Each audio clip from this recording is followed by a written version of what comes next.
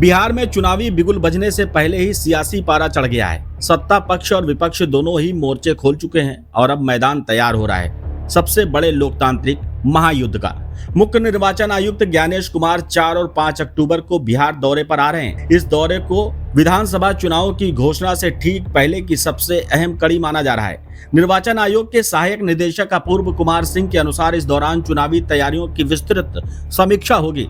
इससे पहले 3 अक्टूबर को दिल्ली में चुनाव आयोग द्वारा नियुक्त पर्यवेक्षकों यानी सामान्य पुलिस और व्यय निरीक्षकों की समीक्षा बैठक आयोजित की जाएगी और फिर 30 सितंबर को एक वर्चुअल मीटिंग के जरिए सभी जिलों के अधिकारियों के साथ संवाद भी किया जाएगा। मुख्य निर्वाचन आयुक्त पटना में बिहार के मुख्य निर्वाचन पदाधिकारी, मुख्य सचिव, डीजीपी, केंद्रीय सुरक्षा बलों के अधिकारी, प्रमंडलीय आयुक्त, सभी जिलों के डीएम, एसपी और एसएसपी के साथ समीक्षा करेंगे। इससे यह साफ संकेत मिलता है कि चुनाव तारीखों की आधिकारिक घोषणा अब ज्यादा दूर नहीं है।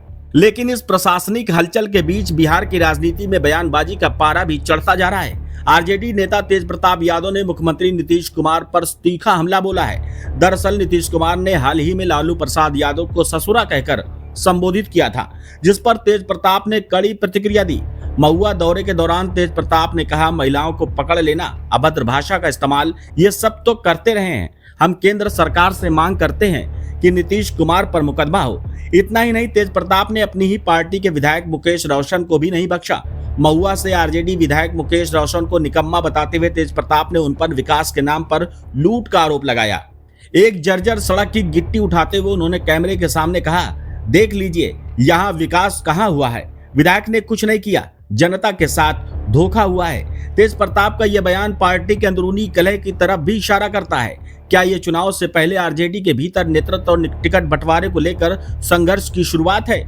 इधर सत्ता पक्ष यानी कि जेडीयू अब बीजेपी गठबंधन भी सीट बंटवारे को लेकर सक्रिय हो चुके हैं। लगातार रणनीतिक बैठकें हो रही हैं। खासकर एनडीए के भीतर छोटे दलों को साधने की कोशिशें तेज हो गई हैं। राजनीतिक गलियारों में अब सबसे बड़ा सवाल यह है कि सीट शेयरिंग फार्मूला क्या होगा और तेजस्वी बनाम नीतीश की टक्कर में जनता किसे प्राथमिकता देगी।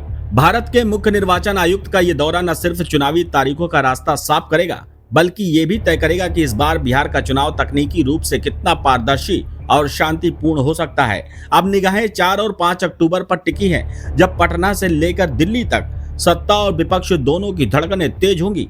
बिहार अब तैयार है एक नई लड़ाई के लिए, लेकिन इस बार लड़ाई सिर्फ कुर्सी की नहीं, विकास, नेतृत्व और भविष्य की दिशा तय करने की है। जनता का फैसला सबसे ऊपर है और वही तय करेगा कि अगले 5 साल कौन शासन करेगा।